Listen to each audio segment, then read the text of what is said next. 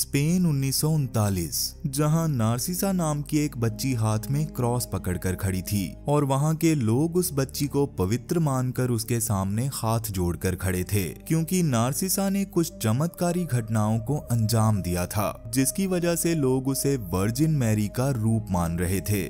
और यहाँ से कहानी सीधा 10 साल आगे बढ़ जाती है, जहाँ नार्सिसा बड़ी हो चुकी है और एक सिस्टर बन चुकी है, और इस वक्त वो एक बहुत बड़े चर्च में आई है। मगर वहाँ की दीवारों पर बने कुछ अजीब निशानों ने उसका ध्यान अपनी ओर खींच लिया। लेकिन तभी सिस्टर जूलिया वहाँ आकर नार्सिसा को बताने लगी कि ये निशान सिविल वॉर के दौरान चली गोलियों के हैं। पर जैसे ही ये जंग खत्म हुई तो बिशप ने इस इमारत को गरीब बच्चियों के स्कूल में बदल दिया। लेकिन पुराने लोगों में से यहाँ बस मदर सुपीरियर, सिस्टर सग्रारियो और मैं ही बची हैं, और हमारे अलावा जो लोग यहाँ हैं वो तुम्हारी ही तरह बाहर से आए हैं। जिसके बाद वो नार्सिसा को मदर सुपीरियर से मिलवाने ले आई। पर जैसे ही वो मदर सुपीरियर से अंदर आने की परमिशन लेने गई तो एक कंचा रेंगता हुआ नार्सिसा के पैरों में आ गया, और नार्सिसा को भी यहाँ किसी के होने का एहसास होने लगा। पर इससे पहले कि वो कुछ देखती, सिस्टर जूलिया आकर उसे मदर सुपीरियर के पास ले गई,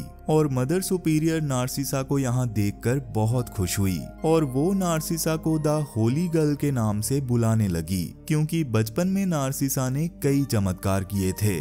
जिसके बाद उन्होंने कहा कि बिशप ने कहा है कि तुम यहाँ ईश्वर से विवाह की रस्म पूरी करोगी, यानी कि एक नन बनने की रस्म, जिसे सुनकर खुद नार्सिसा भी हैरान थी। इसके साथ ही उसे बताया गया कि अचानक सिस्टर आइनिस को अपने बूढ़े माँ बाप की देखभाल करने जाना पड़ा, इसलिए उनकी जगह बच्चों को अब तुम पढ़ाओगी। खैर, अब रात के वक्त सभी सिस्टर्स डिनर कर रही थी, पर नार्सिसा को यहाँ का खाना काफी अजीब लग रहा था, इसलिए वो बिना खाए ही अपने कमरे में चली आई और अपने सूटकेस को एक शेल्फ के ऊपर रखने लगी। पर वो सूटकेस किसी चीज में फंस रहा था, और जब उसने चेक किया तो उसे वहाँ से एक सिगार का डब्बा मिला, जिसके अंदर एक चिट्ठी, एक कैंची और एक मरी हुई नन की तस्वीर थी, जिसका नाम था सिस्टर सोकोरो। पर इसी दौरान उसके सामने पड़ी कुर्सी अचानक गिर गई और कोई उसके कमरे का दरवाजा खटखटाने लगा। पर जब नार्सिसा बाहर आई तो वहां पर कोई भी नहीं था। लेकिन तभी उसकी नजर सामने वाली दीवार पर बनी एक ड्राइंग पर पड़ी, जिसे देखकर ऐसा लग रहा था जैसे किसी को फांसी लगाई गई हो। अब अगली सुबह नार्सिसा फादर से कन्फेस करती है कि मुझे नहीं लगता मैं नन बनने के लिए तैयार हूँ, क्योंकि भले ही मेरे बचपन में लोग दूर दूर से मुझसे मिलने आते थे, पर फिर भी मेरे मन में कुछ शक और सवाल हैं कि बचपन में मैंने जिन्हें देखा था, अगर वो वर्जिन मैरी ना हो तो। जिस पर फादर ने कहा कि ईश्वर पर भरोसा रखो, क्योंकि तुम्हारे यहाँ आने के पीछे जरूर कोई वजह होगी और तुम्हें उस वजह को खोजना होगा। तो इसके बाद नार्सिसा यहाँ पहली बार बच्चों को पढ़ाने आई। उसने पहले प्रेयर की और फिर अपना इंट्रोडक्शन देने के लिए ब्लैक बोर्ड पर अपना नाम लिखने लगी, जिसके दौरान सभी लड़कियां काफी डर गई, यहाँ तक कि डर के मारे रोजा का पेशाब निकल गया था। पर आखिर ये सब लड़कियां किससे डर रही थी? कहानी से जुड़े रहोगे तो जान जाओगे। अब इसके बाद मदर सुपीरियर नार्सिसा को एक एल्बम में अपनी उस वक्त की फोटोज दिखाने लगी जब वो एक नन बनी थी। लेकिन उनके वहां से जाने के बाद नार्सिसा उस एल्बम में मरी हुई नन्स की फोटोज देखने लगी, जिनमें से एक फोटो गायब थी। जिसके बाद वो अपने कमरे में मिले बॉक्स में से सिस्टर सोकोरो की फोटो को देखने लगी। लेकिन ऐसा करते ही वो कुर्सी एक बार फिर से गिर गई और कोई उसके कमरे के दरवाजे को खटखटाने लगा, और नार्सिसा को दरवाजे के बाहर किसी बच्ची के रोने की आवाज आने लगी। पर जब उसने दरवाजा खोला तो वहां पर कोई भी नहीं था, लेकिन जमीन पर एक लाइन बनी हुई थी जिस पर एक कंचा पड़ा हुआ था, और ये वही कंचा है जो नार्सिसा को तब दिखा था जब वो यहाँ आई थी। पर इस बार ये कंचा उस लाइन पर रेंगने लगा और नार्सिसा एक लालटेन लेकर उसका पीछा करते हुए बेसमेंट में पहुंच गई, जहां उसे सफेद कपड़े में ढका हुआ एक हाथ मिला, जिसे लेकर वो मदर सुपीरियर के पास चली आई। तब सिस्टर जूलिया ने नार्सिसा से पूछा कि तुम इस वक्त बेसमेंट में क्यों गई थी? तो नार्सिसा ने कहा कि ये तो मुझे भी नहीं पता, लेकिन मदर सुपीरियर कहने लगी कि तुम्हें वहाँ मदर मैरी ही लेकर गई होंगी, क्योंकि ये हाथ सेंट मार्था का है जो जंग के दौरान गायब हो गया था। जिसके बाद तीनों सिस्टर्स प्रेयर करने लगी। लेकिन अपने कमरे में जाते वक्त नार्सिसा को सिस्टर सग्रारियो मिली, जो कि बच्चियों द्वारा मिलाई गई मिठाई को अलग कर रही थी। तब उन्होंने जबरदस्ती नार्सिसा को मिठाई खिला दी, जिसके बाद अचानक सिस्टर सग्रारियो एक शैतानी हंसी हंसने लगी, क्योंकि असल में वो मिठाई नहीं बल्कि इंसान की आंखें थी, और ये आंखें थी सिस्टर सग्रारियो की।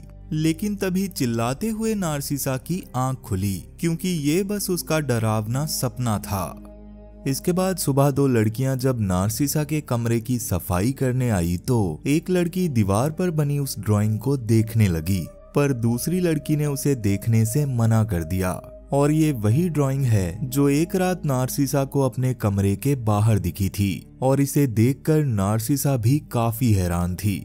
इसके बाद जब नार्सिसा क्लास में आई तो आज वहाँ लड़कियां बहुत कम थी, क्योंकि आज के दिन लड़कियां सबके कपड़े धोती हैं। इसलिए नार्सिसा रोजा और उसकी बहन एल्बरीटा के पास चली आई और रोजा से पूछने लगी कि कल तुम क्लास में इतना डर क्यों गई थी। पर उसके कुछ बताने से पहले ही एल्बरीटा ने उसे रोक दिया और उसे वहां से ले गई। इसके बाद दिन की आखिरी प्रेयर के दौरान नार्सिसा की माला के मोती अचानक से पिघलने लगे और उनमें से खून निकलने लगा, और उसे अपने सामने हवा में लहराती हुई एक औरत दिखाई दी जो कि वो खुद थी। पर तभी सिस्टर जूलिया उससे कुछ बात करने लगी और सब कुछ नॉर्मल हो गया।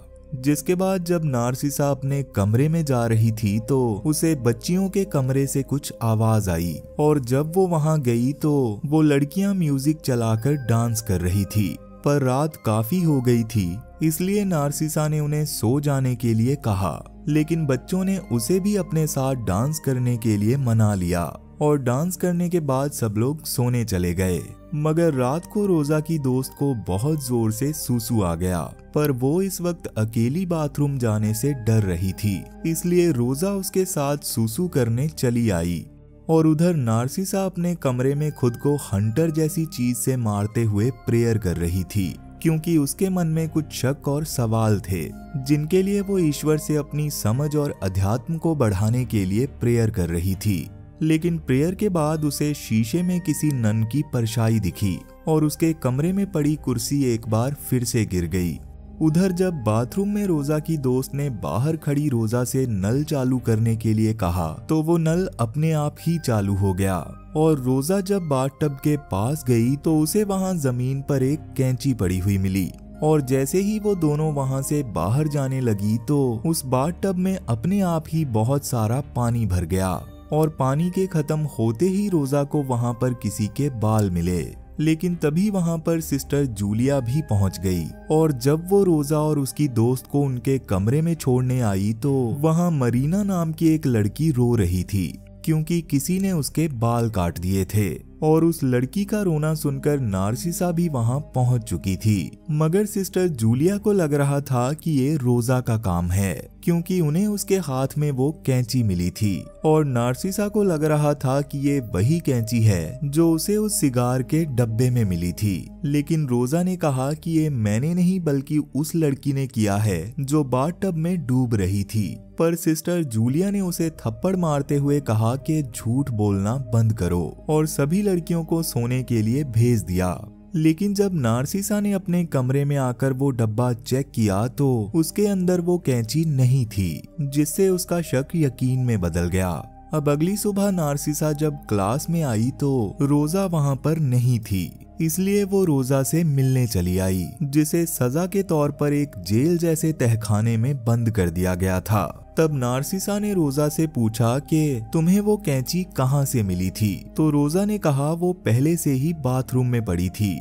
जिसके बाद वो रोजा से उस लड़की के बारे में पूछने लगी जिसे उसने बाथटब में देखा था, क्योंकि नार्सिसा सच्चाई जानना चाहती थी। पर रोजा ने कहा कि मैंने सिस्टर आइनिस को भी बताया था कि यहाँ पर एक छोटी बच्ची की आत्मा है, और हमें ना तो उसके साथ खेलना चाहिए और ना ही उसकी बनाई ड्राइंग को छूना चाहिए। पर सिस्टर आइनिस ने ये दिखाने के लिए कि कुछ नहीं होगा, उस लड़की की फांसी पर लटके हुए इंसान वाली ड्राइंग पर दूसरी टांग बना दी, जिसके बाद उस लड़की ने सिस्टर आइनिस का नाम लिखा और इससे डर के सिस्टर आइनिस यहाँ से चली गई, क्योंकि वो लड़की जिसका भी नाम लिखती है वो शापित हो जाता है। अब इसके बाद मदर सुपीरियर नार्सिसा को सिस्टर आइनिस की नन वाली ड्रेस पहनाती हैं, जिसके दौरान नार्सिसा ने मदर सुपीरियर से पूछा कि सिस्टर आइनिस इसीलिए चली गई ना क्योंकि वो डर गई थी। पर मदर सुपीरियर ने कहा कि सिस्टर आइनिस बच्चों की मनगढ़ंत कहानियों को सच मानने लगी थी और तुम भी वही गलती मत करो जो उसने की थी। जिसके बाद वो किसी काम से वहां से चली गई और उनके जाने के बाद नार्सिसा शीशे में खुद को देखने लगी, लेकिन तभी वो ड्रेस अचानक टाइट होने लगी, जिससे उसका दम घुटने लगा। मगर तभी उसकी आंख खुली, क्योंकि ये बस उसका एक बुरा सपना था। पर उठने के बाद उसे अपनी सामने वाली दीवार पर वही ड्राइंग दिखाई दी, जिसने अब नार्सिसा को डराना शुरू कर दिया था। अब उठने के बाद नार्सिसा क्लास में आकर बच्चों को सूर्य ग्रहण के बारे में पढ़ाने लगी। दरअसल कुछ लोगों का मानना है कि सूर्य ग्रहण में काली शक्तियों की ताकत बहुत ज्यादा बढ़ जाती है, इसलिए हर तरह के बलिदान के लिए कुछ लोग इसे बिल्कुल सही वक्त मानते हैं। और अगर आपने वेरोनिका मूवी देखी है तो उसमें भी यही चीज बताई गई है। पर तभी नार्सिसा की नजर रोजा पर पड़ी, जो कि अचानक डर के वहां से भाग गई। और जब लड़कियों के कहने पर नार्सिसा ने पीछे देखा तो ब्लैक बोर्ड पर रोजा का नाम लिखा हुआ था, जिससे खुद नार्सिसा भी डर गई और रोजा के पीछे चली आई और रोजा से कहने लगी कि मुझे तुम पर यकीन है, मैं मानती हूँ तुमने यहाँ किसी को देखा है, पर मैं भी उसे देखना चाहती हूँ, तो प्लीज तुम मेरी मदद करो। जिसके बाद नार्सिसा रोजा को अपने कमरे में ले आई, जहाँ की दीवार पर उस आत्मा ने ड्राइंग बनाई हुई थी और नार्सिसा ने रोजा को यकीन दिलाया कि मैं तुम्हें कुछ नहीं होने दूंगी, और उसके साथ मिलकर उस ड्राइंग पर एक और टांग बना दी। जिसके बाद नार्सिसा ने रोजा को कहा कि देखो इससे कुछ भी नहीं हुआ, लेकिन तभी एक बार फिर से वहां पड़ी कुर्सी गिर गई और रोजा नार्सिसा से कहने लगी कि वो तुम्हारे पीछे खड़ी है, पर वो लड़की नहीं बल्कि कुछ और है, जबकि नार्सिसा को वहां पर कुछ भी नहीं दिख रहा था। और जैसे ही नार्सिसा पीछे मुड़ी तो रोजा वहां से गायब हो चुकी थी। जिसके बाद नार्सिसा रोजा की बहन के साथ मिलकर उसे पूरे चर्च में ढूंढने लगी, लेकिन रोजा उन्हें कहीं नहीं मिली। तब इसी बीच नार्सिसा को सिस्टर जूलिया मिली और नार्सिसा ने उन्हें सारी बात बताते हुए कहा कि मुझे लगता है रोजा बिल्कुल सही बोल रही थी। पर सिस्टर जूलिया ने उल्टा नार्सिसा से कहा कि तुम इसीलिए यहाँ आई हो ना, ताकि इस गुत्थी को सुलझा सको, पर मैं जानती हूँ कि ना तो तुम में कोई शक्ति है और ना ही तुम जैसे ढोंगियों की यहाँ कोई जरूरत है, इसलिए तुम यहाँ से चली जाओ। पर नार्सिसा उनकी बातों को इग्नोर करके रोजा को ढूंढने लगी, लेकिन उसके बावजूद उन्हें रोजा कहीं नहीं मिली। लेकिन तभी उन्हें कन्फेशन रूम से रोजा की आवाज सुनाई दी। पर जैसे ही नार्सिसा कन्फेशन रूम में आई तो उसका दरवाजा अपने आप ही बंद हो गया और अचानक उसे फादर की आवाज सुनाई देने लगी, जो उससे कह रहे थे कि तुमने उस ड्राइंग वाली लड़की को देखने के लिए रोजा का इस्तेमाल किया। पर नार्सिसा को जब तक ये समझ आया कि वो फादर नहीं है, तब तक वहाँ कई सारी आंखें उसे देखने लगी और कई सारे हाथ उसे पकड़ने की कोशिश करने लगे। पर नार्सिसा किसी तरह उनसे बचकर बाहर तो आ गई, लेकिन तभी उसकी नजर रोजा पर पड़ी, जो कि फांसी के फंदे पर लटक रही थी, बिल्कुल उस दीवार पर बनी ड्राइंग की तरह। अब इसके बाद रोजा के अंतिम संस्कार की रस्म अदा की गई और वहां सिस्टर जूलिया नार्सिसा से कहने लगी कि तुम ही रोजा की मौत की जिम्मेदार हो, इसलिए तुम्हें यहाँ से चले जाना चाहिए। जिसके बाद नार्सिसा अपने कमरे में आई और जोर जोर से रोने लगी, क्योंकि सिस्टर जूलिया की बातों के साथ साथ रोजा की मौत से भी वो बहुत दुखी थी, इसलिए उसने यहाँ से चले जाने का फैसला किया। लेकिन जैसे ही वो बाहर आई तो सूर्य ग्रहण शुरू हो चुका था और नार्सिसा अचानक अपनी बाहें फैलाकर सूर्य ग्रहण की ओर देखने लगी, जैसा कि उसने बचपन में किया था। पर सिस्टर जूलिया ने उसे ऐसा करते हुए देख लिया, इसलिए वो बाहर आकर नार्सिसा को सूरज की ओर देखने से मना करने लगी। लेकिन उनके छूते ही नार्सिसा को इस चर्च का पास्ट दिखाई देने लगा, जिसमें उसे सिविल वॉर के दौरान इस चर्च पर हुए अत्याचार दिखाई दिए और यहाँ तक कि किसी ने एक नन की इज्जत तक लूट ली थी। और जब नार्सिसा को होश आया तो वो चर्च के अंदर थी और उसकी आंखें बुरी तरह से खराब हो चुकी थी, पर उसके बावजूद उसे थोड़ा थोड़ा दिखाई दे रहा था। जिसके बाद उसने सिस्टर जूलिया को बताया कि आपके छूते ही मैंने वो सब देखा जो यहाँ जंग के दौरान हुआ था। पर सिस्टर जूलिया उसकी बातों को झुठला कर वहाँ से चली गई। जिसके बाद नार्सिसा ने अपने पास बैठी सिस्टर सगरारियो को अपनी अलमारी में से उस सिगार के डब्बे से सिस्टर सोकोरो की फोटो निकाल कर देने के लिए कहा और उस फोटो को छूते ही उसे पता चल गया कि जिस नन की इज्जत लूटी गई थी वो सिस्टर सोकोरो ही थी, जिसकी वजह से वो प्रेग्नेंट हो गई और उन्हें एक बेटी पैदा हुई। और ये बात सिर्फ सिस्टर्स को ही पता थी और वो इस बात को राज रखना चाहती थी।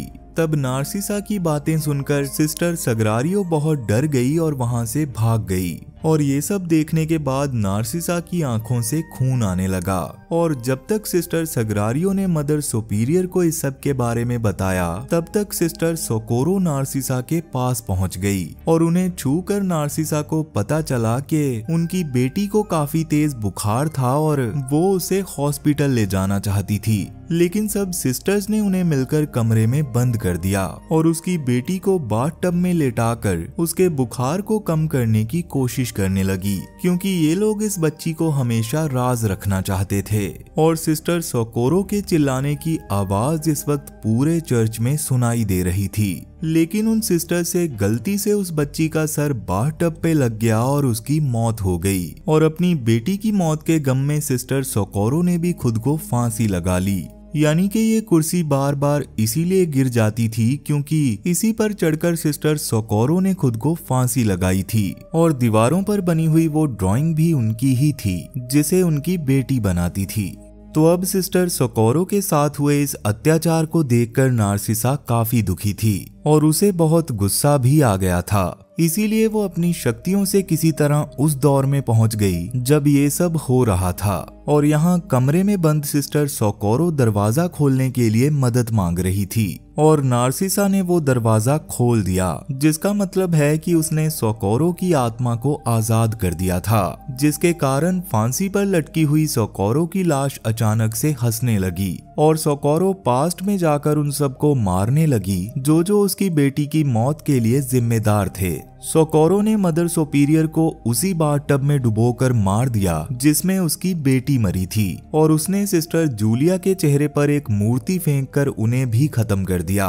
पर उसने जैसे जैसे पास्ट में इनको मारा वैसे ही प्रेजेंट टाइम में भी इनकी मौत हो गई, जिसके बाद फाइनली सिस्टर सोकोरो को मुक्ति मिल गई और वो अपनी बेटी को लेकर यहाँ से चली गई।